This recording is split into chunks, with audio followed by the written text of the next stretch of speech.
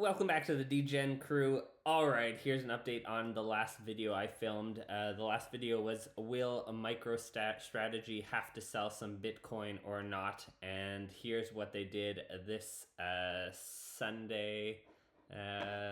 MicroStrategy. This week we bought bonds, not Bitcoin. The Bitback is charging.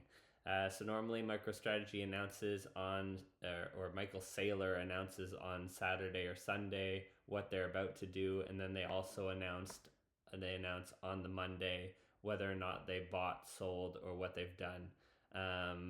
So their first post, Michael Saylor will first post something that looks like this on the Saturday or Sunday, usually the Sunday, and then they'll post this on the Monday when it's not a holiday. But my last video was, will they have to sell any Bitcoin? And this is one of the reasons that I thought they might have to sell some Bitcoin. Buyback. When they first started purchasing Bitcoin for MSTR, they were doing it through convertible notes. And there's one of the biggest convertible note is due in 2029 for about $3 billion. So if anything, he'll probably want to buy back some Bitcoin or sell some Bitcoin to buy back the convertible note before 2029. And I said in the last video, Michael Saylor would do a better job at explaining why and how they're different, the difference between MSTR and stretch works. So here's a quick video of him explaining the difference. Wall Street firms have been creating structured products forever. They take a big stack of S&P securities and they strip the downside. They give you part of the upside. They sell it to high net worth individuals that would like upside with downside protection. What we've done is taken a capital asset, Bitcoin, and we're converting that capital or those capital gains into credit dividends.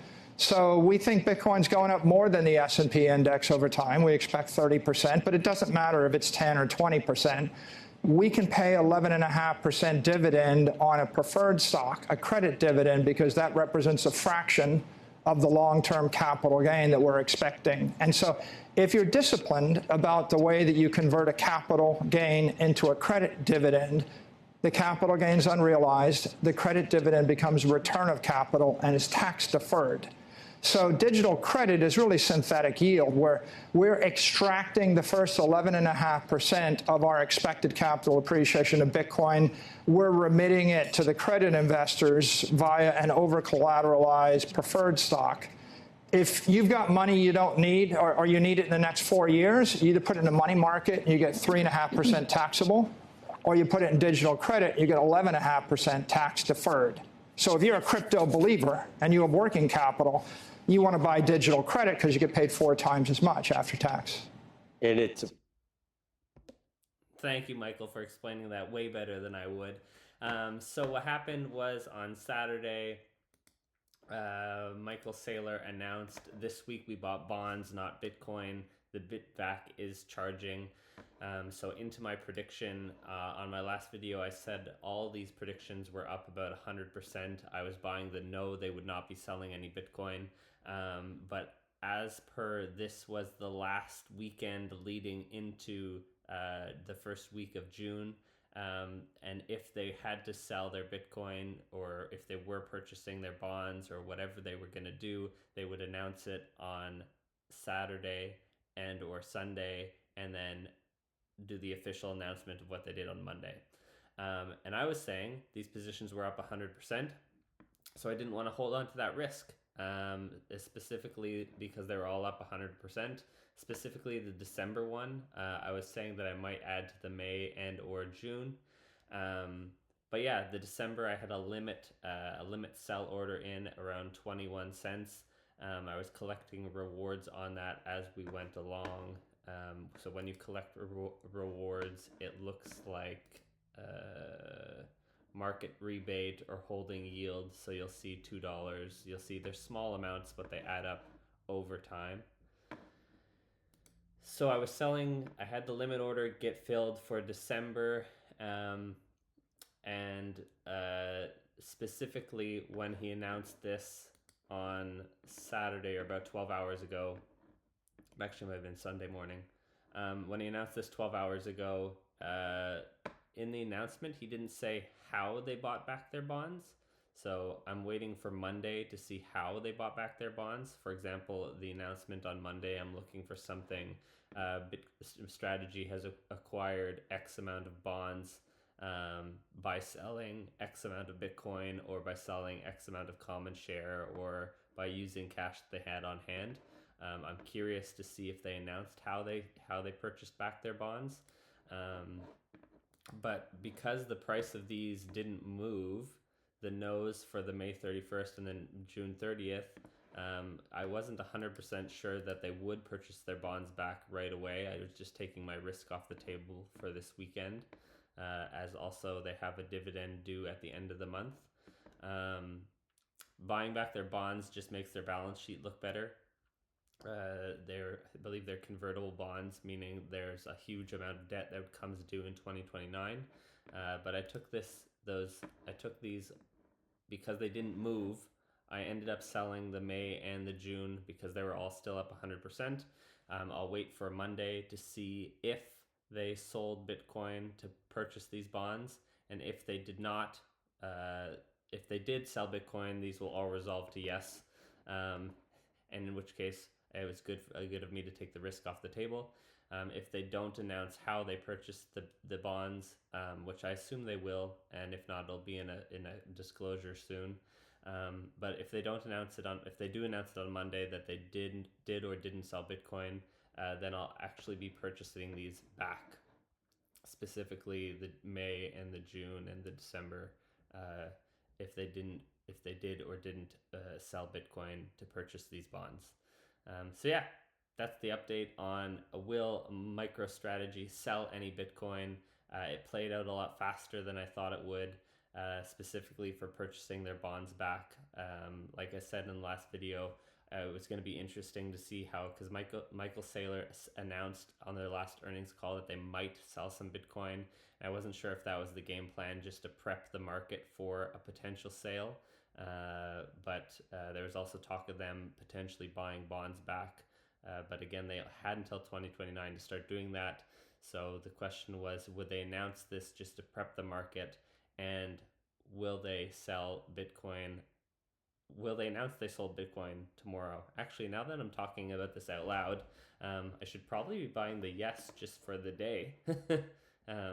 And seeing if they announce that they sold Bitcoin to buy back the bonds for tomorrow morning for 12 cents. I wouldn't buy the yes on June or December. I would specifically be buying it for tomorrow morning. See, this is why I like doing these videos, because it forces me to talk through a little bit of how something may or may not work. So yeah, as I'm talking this out, I should be buying the yes just for tomorrow. I'm assuming if they don't sell any Bitcoin or announce they sold any Bitcoin by tomorrow, this will pretty much go to zero. So I'm risking 10-12 cents to make 89. But yeah, I think I'm actually going to do that. I'm going to buy the May. We're going to hold on to it for a day. And if they don't announce that they sold any Bitcoin to buy the bonds back by tomorrow, then I'll just try to exit the position. Even if it's gone down to 3 cents, I'll exit the position and jump back on the other side, specifically for the June and December nose. Yeah. See, I need to talk it through to myself sometimes.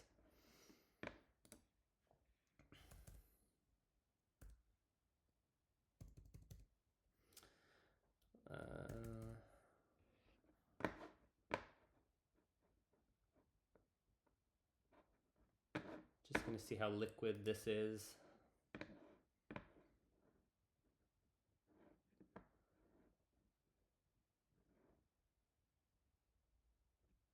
So this should get filled. I'm going to place an order for 3,000 shares, risking $360 that they did sell some Bitcoin. And they should announce it tomorrow if they sold to buy back the bonds. And I'll wait again. I'll be looking for an announcement that looks like something like this. And then tomorrow, if they didn't announce or don't announce they sold any Bitcoin, then I'll just try to exit this right away. Again, it should probably go down quite a bit, but again, it's I'm risking 12 cents to make 80, 89, 88 cents. So to me, risk reward worth it. We don't know how they bought their bonds back. We don't know what capital they used. Just a quick Google.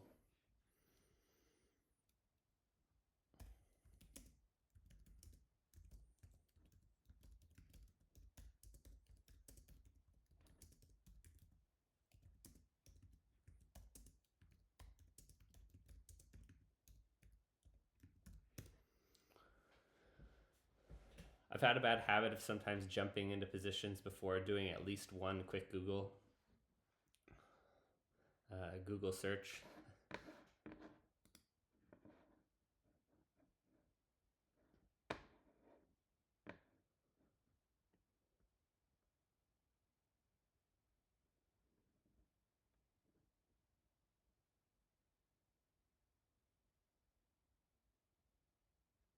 So this is interesting.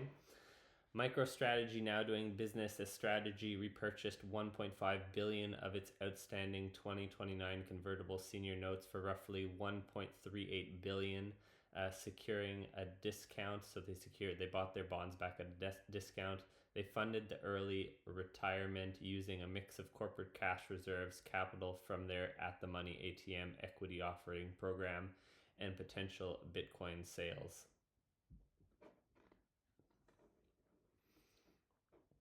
So they used the ATM. Oh, now I have to do more looking.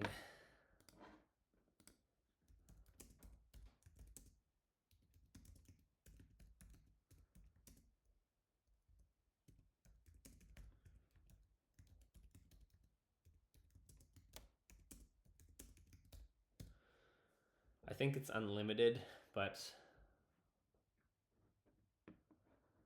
how much was available on MicroStrategy's ATM?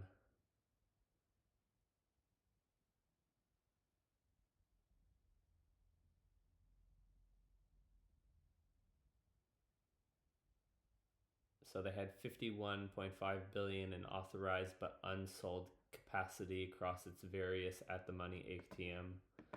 Following a massive 2.3 billion capital raise blitz in May, the remaining capital in their specific program broke down as following: 26 billion remaining.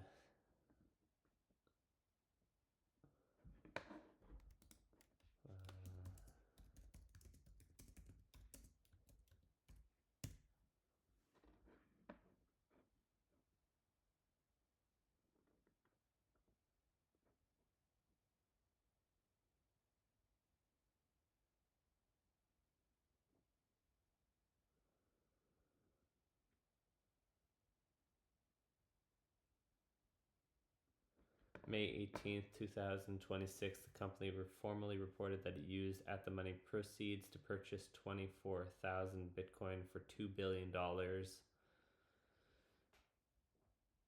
it doesn't say whether or not they used their ATM.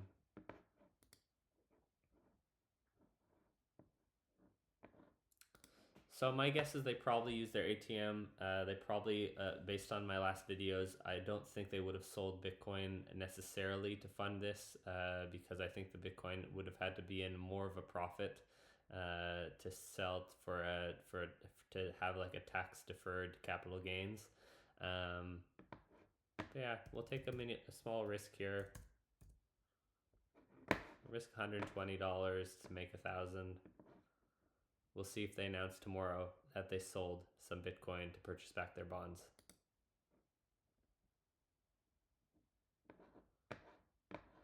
Just like that, filled at 12 cents, bought $120 worth.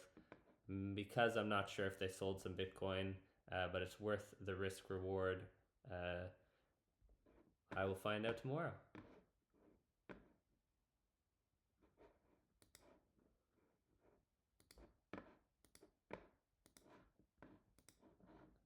It's going to be very interesting. Game on, MicroStrategy. Game on, MicroStrategy, Michael Saylor. Let's see how you purchase back your bonds.